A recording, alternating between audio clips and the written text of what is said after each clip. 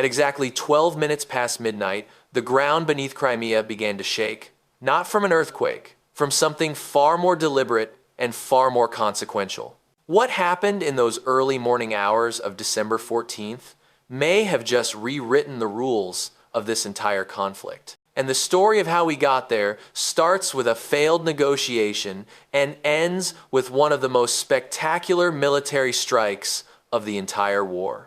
Let me take you through exactly what happened. December 13th, Geneva, Switzerland, 8:40 in the morning.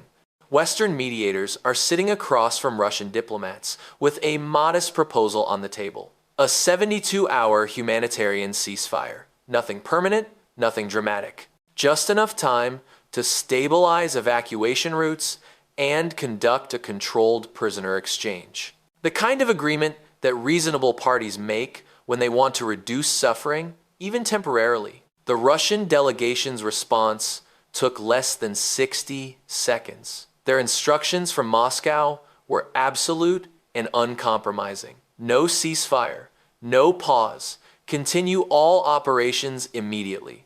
Now, here is where the story takes a dramatic turn that absolutely nobody saw coming. Because while those Russian diplomats were dismissing any hope of even a brief pause in hostilities, Ukrainian intelligence was simultaneously receiving some deeply alarming satellite imagery from their European partners.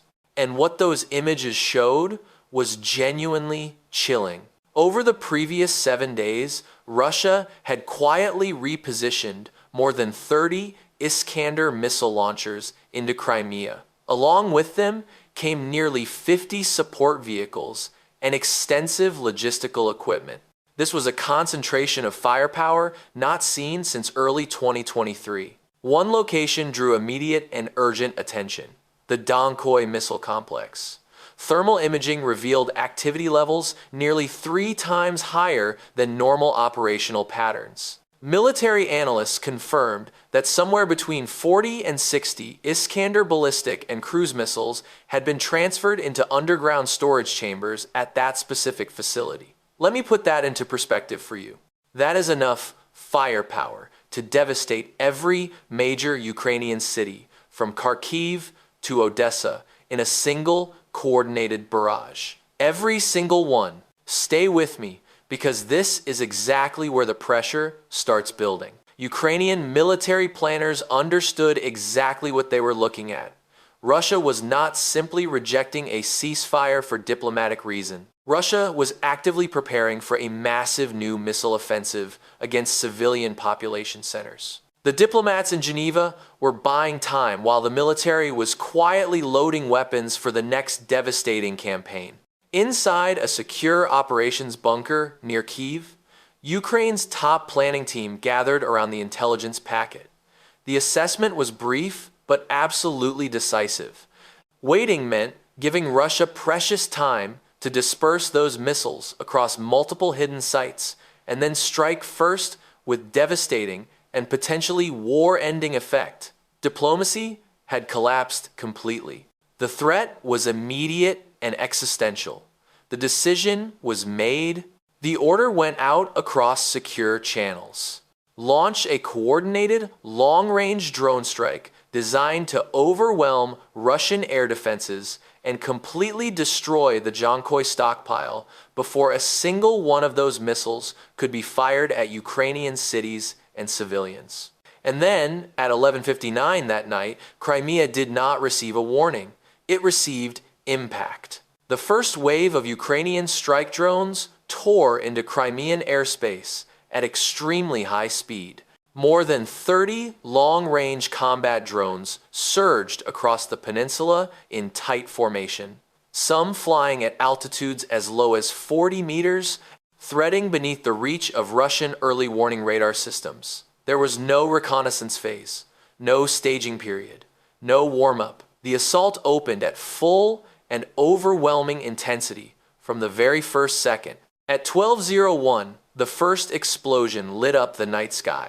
A forward Russian radar post took a direct hit, its antenna tower collapsing in a violent spray of sparks and fire. For 22 critical seconds, Russian operators lost their entire northern tracking grid completely. That was exactly long enough for a full formation of additional drones to slip through the gap completely untouched and undetected. By 12:03, Russian air defenses finally erupted in desperate response.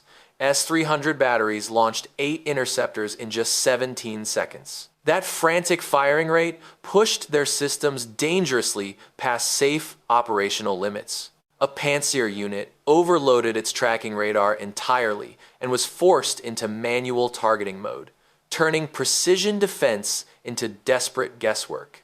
Ukrainian drones maneuvered skillfully through 6-kilometer gaps in the rapidly crumbling defense network. And then came the strike that rattled Russian command to its absolute core. At 12:06, 3 Ukrainian drones executed a perfectly coordinated dive toward a Russian ammunition transfer point. One struck a fuel tanker dead center, triggering an explosion so violent it sent a rolling fireball hundreds of meters into the night sky. Windows shattered across nearby military barracks. Intercepted Russian radio traffic captured a frantic voice shouting, quote, "They are heading for Jankoy, intercept immediately," end quote. But interception was no longer possible. The window had closed. If you are finding this coverage valuable and informative, take a moment right now to subscribe to the channel and hit that like button. It genuinely helps us bring you more in-depth reporting like this. Now, let us continue because the most dramatic and consequential part is still ahead. By 12:08, at least 9 Ukrainian drones had successfully punched through the final defensive ring and were accelerating straight toward the Iskander storage zone. Russian missile launchers had badly overheated from continuous rapid fire. 2 S-300 units shut down entirely from system overload, leaving a fatal 6-minute gap in defensive coverage. The drones pressed forward relentlessly toward their target. At 12:10, 3 drones descended sharply toward the outer security perimeter of the Jankoy complex. This was a heavily fortified zone equipped with sophisticated motion sensors, infrared cameras, and advanced anti-drone jamming systems. Under normal circumstances, military planners considered it virtually impenetrable, but Russia had critically not anticipated simultaneous coordinated strikes from multiple angles at once. 2 jammers overloaded instantly under the electronic assault. The third failed completely after power fluctuations caused by the earlier explosions destabilized the electrical grid. With electronic defenses offline, the Ukrainian swarm gained full operational autonomy. What happened next stunned even the most experienced Ukrainian military analysts. At 12:11, the first drone slammed directly into a reinforced blast door, protecting the ventilation system of the underground bunker complex. That explosion was not designed to destroy the facility. It was engineered specifically to open it, and it worked exactly as planned. The blast ripped away heavy steel plating and exposed the internal tunnel system to the open air. Seconds later, the second drone dove straight into that smoking breach. This was the true killing blow. Armed with a specialized warhead engineered specifically for hardened underground structures, it detonated deep inside the tunnel and ignited stored propellant canisters in a catastrophic chain reaction. Russian emergency sensors recorded a thermal spike exceeding 1200 degrees Celsius. Flames shot back through the tunnel system like a pressurized furnace. At 12:13, the third drone completed the devastating strike package. It targeted a secondary storage chamber holding an estimated 15 to 20 Iskander missiles positioned on mobile launching racks. The impact triggered a chain reaction that Russian engineers had long dismissed as theoretically possible, but practically unlikely in real-world conditions. They were catastrophically wrong. 1 missile booster ignited, then another, then 8 more in rapid succession. The ground shook violently across kilometers. A massive shockwave rolled across Jankoy, shattering windows in civilian areas more than 3 kilometers away. People were thrown from their beds. Car alarms screamed across the city. Russian military radio channels went completely silent for nearly 2 full minutes. Total communications blackout. By 12:15, a massive column of fire erupted from the underground complex, reaching more than 200 meters into the night sky. Burning debris rained down across the surrounding area like incandescent shrapnel. The heart of Russia's missile reserve in Crimea was no longer a fortified bunker. It was an uncontrollable inferno. The explosions continued in devastating waves. Every 20 to 40 seconds, another internal blast shook the ground. Russian emergency crews attempted repeatedly to approach from the western access road, but were forced back each time by radiant heat exceeding 900 degrees Celsius. By 12:20, a structural failure in the eastern tunnel triggered one of the most catastrophic secondary detonations ever recorded on the peninsula. Analysts estimated it released energy equivalent to 1.5 tons of TNT, launching debris more than 500 meters into the air. Local residents described seeing what looked like multiple suns rising simultaneously behind the hills. Thousands flooded emergency phone lines with panicked calls. Fear spread rapidly as civilians rushed desperately to underground shelters or attempted to flee by car, creating gridlock traffic jams stretching 5 kilometers. At 12:27, the final collapse occurred. The central chamber buckled inward violently, creating a crater estimated at 45 meters wide. The tremendous force dragged surrounding structures down like a sinkhole, swallowing communication towers, perimeter fencing, and an entire loading bay into the abyss. When dawn broke, satellite imagery revealed the full scale of destruction. A crater the size of a football stadium, scorched terrain spreading outward in all directions.